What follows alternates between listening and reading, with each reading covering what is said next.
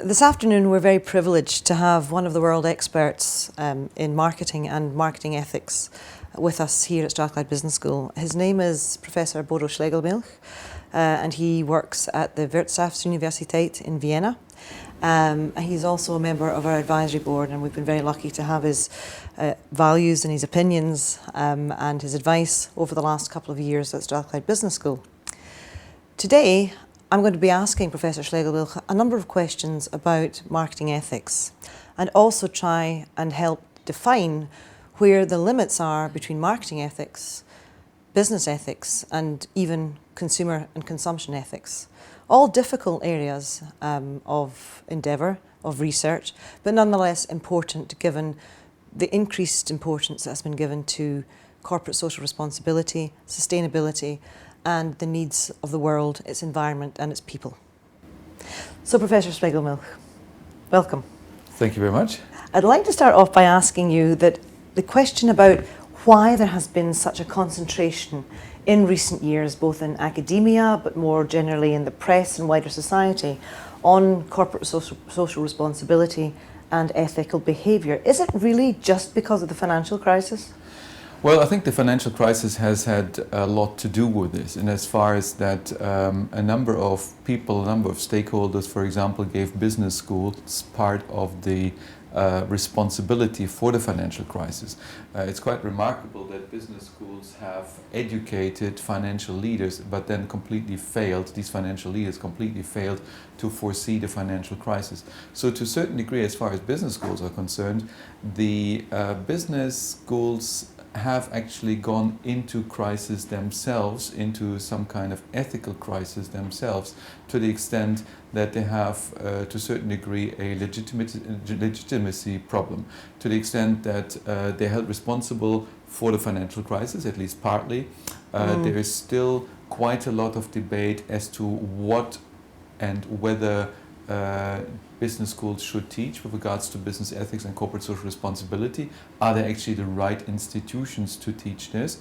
And secondly, can they only research this, or should they actually try to be normative and try to teach values, and if so, which values? So there are a lot of open questions, but quite clearly in the last few years the question of business ethics and corporate social responsibility, which is the larger topic in a way, has really come to the business school in a very big way.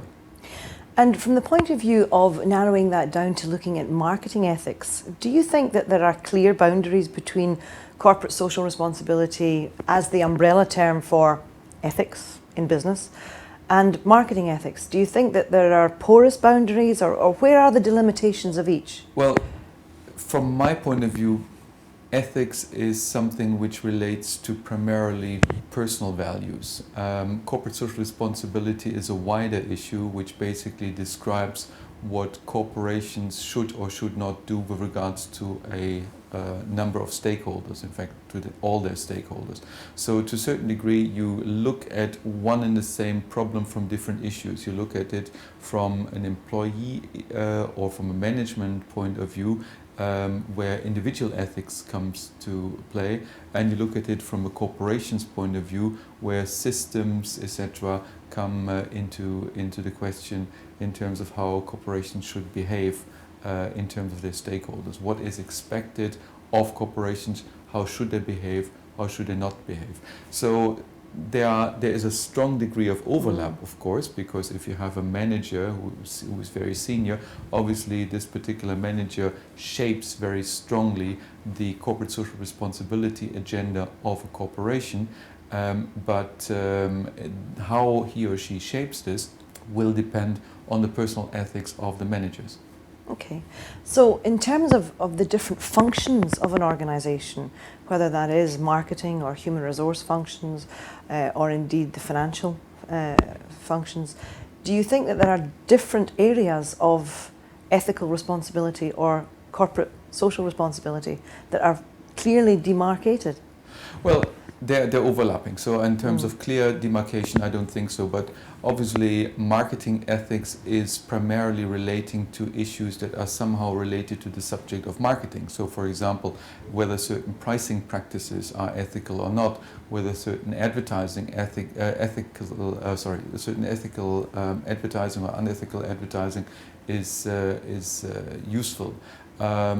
Should you advertise to children? How do you cope with vulnerable consumers and so on? So these are all marketing issues, whereas HR issues are slightly different. But then again, there's an overlap.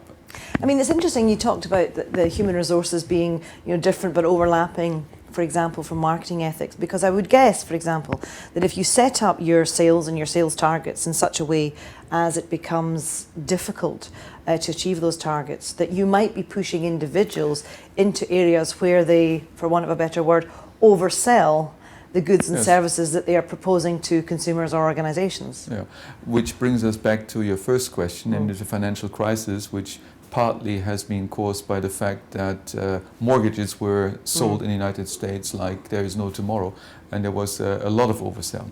But you're absolutely right, they are interlinking. Think about supply chains, for example. It is an HR issue to make sure that somewhere down the supply chain there is no let's say, no labor which is forced labor or child labor, etc. Treatment, social security of people who work in this supply chain is an HR issue. Yet it becomes a marketing issue when consumers find out about it and say, hang on, your subsidiary in China or India or whatever has a bunch of kids working in the production line, so you suddenly have a marketing problem at your hand. So there is quite a lot of interaction between both. But that's also interesting from the point of view that you said that becomes a marketing problem, but is it viewed as a problem of marketing ethics, or is it a marketing problem to adequately try and address the overall ethical behaviour of the corporation? Well, I think it's more and more a marketing problem to address the ethics of the corporation, because companies find out and sometimes found out in the past through consumer boycotts or through very, very bad word of mouth that ethics, or not being ethical, the corporate social irresponsibility in a way, has a tremendous backlash and has tremendous disadvantages with regards to corporate branding, with regards to specific product branding, etc. So it cannot be ignored, it cannot be divorced, and it cannot be said, well, this is HR ethics and this is marketing ethics. They really go hand in hand. But I think the interesting issue is how this feeds back into the business school, because what do we teach? Can we, if we have, for example, executive education, can we still teach people who are 30, 35 years old ethical principles? Arguably not. We can raise awareness, but we presumably will not be able to deliver a curriculum which prevents them from, or prevents all of them from becoming unethical. Even further, within ethics, there are so many different theories that if you ask, let's say, two people who are researching business ethics, what is the outcome, what should we do? Very often there is no agreement. For example, if you have deontology versus utilitarianism, very often they come to different kind of consequences, because one is very much based on, you should not do this because of this, that and the other, and the other one looks at the outcome. So from that point of view, even within ethicists, there is very little agreement in terms of what the prescription of ethics is. Well, let's have a look at the prescriptions of marketing ethics in particular, okay? Looking at issues, for example, of pricing. You mentioned that at the beginning of the interview. What are the kinds of things that are cited as being examples of unethical pricing? Well, unethical pricing very often are things which are, well, for a start, very often illegal pricing. So basically, if there is some kind of agreement between large players in the market on prices. But very often it's also perceived to be unethical if companies take advantage of situations in which consumers have some kind of crisis. Let's say in the United States a hurricane comes and everybody wants to buy wood in order to secure their windows or houses or whatever, and suddenly the wood price goes up tremendously. Now, if you look at it purely under economic considerations, there is supply and demand, and of course demand increases, and so it's absolutely justified to increase prices. But in the longer term, consumers remember that, and they come back and say, well, look, you have behaved unethically. Or it's a question of pricing in certain situations. When you are in a, let's say, in a game park, and bottles of water suddenly become incredibly expensive, people feel this is unethical. Rightly or wrongly, they feel this. So there are a number of situations where prices actually can become unethical.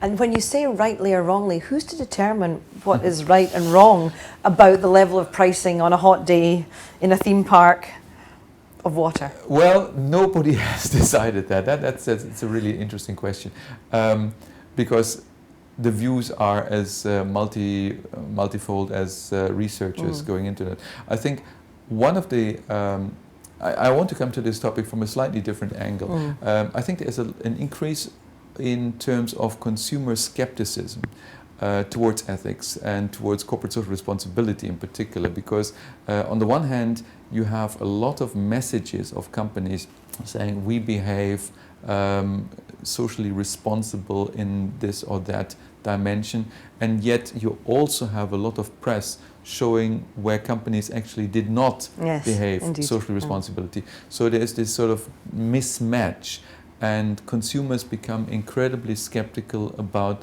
corporate social responsibility claims, number one. The second point is that consumers themselves also don't walk the talk, because very often if you conduct experiments, or if you do surveys, you find that most of the consumers would buy, in a way, for another term, buy ethical products, and as well as that they're products which are sustainable or green or organic, etc. And in reality, they go to the cheapest offer and find millions of reasons why in this particular instance they could not buy something which may be slightly higher priced but has better ethical credentials. So there are double standards on both sides. There are double standards on the corporate sides, but quite clearly there are also double standards on the consumer sides, who say they would behave ethically but in reality don't very often. And do you think there are wide instances of consumption which is unethical? And if so, where does the balance of responsibility lie? I mean, presumably consumers can't consume something unethical unless it exists, so it is produced. On the other hand, we as marketers would say that the only things that get produced are things for which there is an underlying demand. Well, I see this from a yet a different angle. There is obviously demand at the moment in a particular market niche for so-called ethical products, for example, fair trade, organically raised chicken, and what have you. You know, people associate various actions with ethicality. So this entire concern about business ethics has also opened up new marketing opportunities. Indeed. So from that point of view, it's not necessarily something where marketers are always held responsible and saying, you know, you are producing these unethical goods. But quite clearly, I think there is this idea of multinationals also having to show some moral leadership. And I think that is important. Let's put it into a different context. Think about wearing seatbelts. If you ask a few decades ago, consumers, would you like to wear seatbelts or helmets on motorcycles for that matter, the large majority presumably said no. It's an act of individual freedom. I don't want to do this, etc., etc. But the government introduced legislation, and based on that, most people at least now do this as a matter of course. So there is, I think, an argument that at least large multinational companies should show some moral leadership and weed out unethical practices, such as from manufacturing by children, unethical pricing, untrue advertising, and so on and so forth. It's interesting that you mentioned the seatbelt example, because I think, you know, clearly with legislation it becomes an absolute must that automotive manufacturers manufacture products with the seatbelt. However, there is no legislation to say that they must then have the warning signals for people who have got into their cars and who have not fastened their seatbelt, which is usually the form of a very annoying oral signal that you haven't yet fastened up your seatbelt. So there the automotive organisations and companies have gone further than the legislative requirements to actually provide a prompt, which might be seen as ethical product development, but then there's a great deal of room for scepticism to say, but this is just a way of building in another so-called feature to the car for which there can be an increased price paid. Yeah, I mean, there's also a certain degree of cynicism which you can use, but it's a good example of a company that actually goes beyond the legal requirements and does something over and above the legal requirements which helps the consumer, and that is usually regarded as ethical behavior. So if they build in warning signs, yes, I think it's a good thing. Is it only to sell more cars? If you are cynical, you would argue that, but you can equally argue it's also to remind people and perhaps save lives.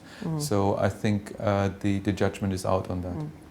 Okay, I have a penultimate question for you, which is one that has often troubled me, which is that often when you listen to radio news bulletins or you read about it, the word marketing isn't used in isolation. There are typically words that go along with marketing, such as scam, as in marketing scam, or ploy, as in marketing ploy, or trick, as in marketing trick. And this has found its way into the very common lexicon which commentators of business use to describe marketing activities. Why do you think this is the case?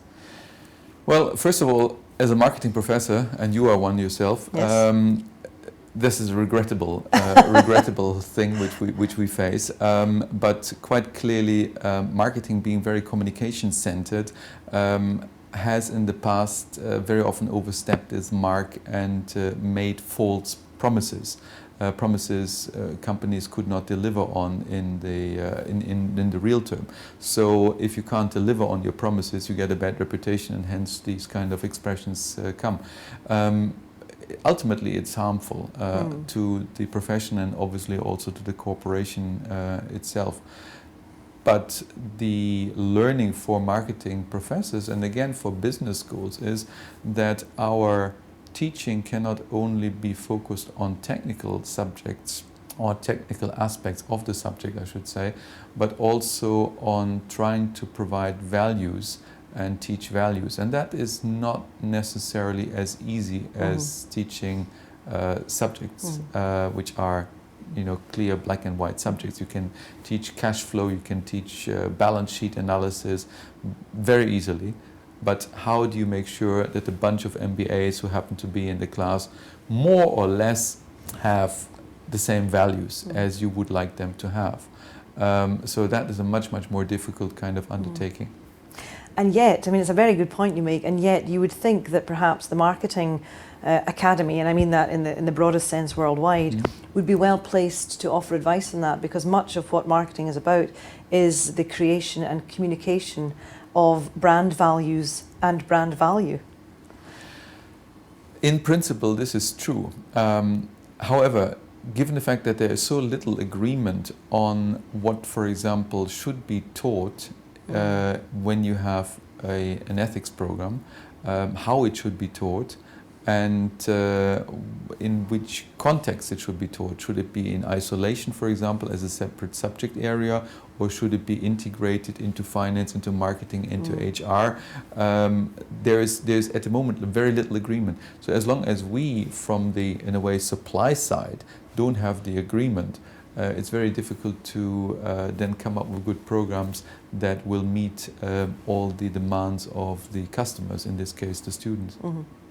And my final question, just following on from that, meeting demands and meeting needs, as you just said, is that there's something fundamental to what we all teach in marketing, which is that marketing is to anticipate needs and wants and then to create and deliver products to satisfy those. But many would say that actually marketing is guilty of creating wants and needs that people didn't know that they had, and that this is inherently unethical. How would you counter that particular accusation? Well, I think there is always the one or two examples. There are always examples where people create things where you say, well, does society really need this? Do we need, I don't know, strollers for driving around little dogs because they don't want to get their paws dirty when they run on the pavement? This must be an Austrian phenomenon, is it? No, it's actually, I've seen it in the US and I've seen it in Thailand for that matter. Yeah. So, you can argue, is this necessary? But once you go to that level, the question then obviously is who decides what is necessary for society and who doesn't decide what is necessary for society.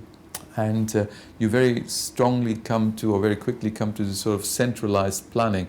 And I don't want to live in a society where I have centralized planners who say, well, this is a product we can produce because it's a useful product, and this is a product we cannot produce because it's a not useful product. However, having said that, companies can only exist as long as the majority of society thinks they're useful. So I would argue for a pluralistic system where companies are scrutinized by society in terms of their usefulness, but I would definitely advise against some kind of any kind of attempt to centrally determine what is a useful product and what is not a useful product. That's a very good point I think we could end on. Certainly one of the things that I always ask my MBA students who come in with a certain amount of skepticism about marketing is how many of them have children, and how many of them that have the children think that the use of disposable diapers, or nappies as we call them, is a created need that they did not have. And usually even the most hard-bitten skeptics are very keen to say that the disposable diaper, or nappy as we say, is an absolute necessity of life. Having worked for Procter & Gamble on Pampers, I can fully subscribe to that view. Thank you very much. Professor Schlegelmilch, thank you very much. Thank you.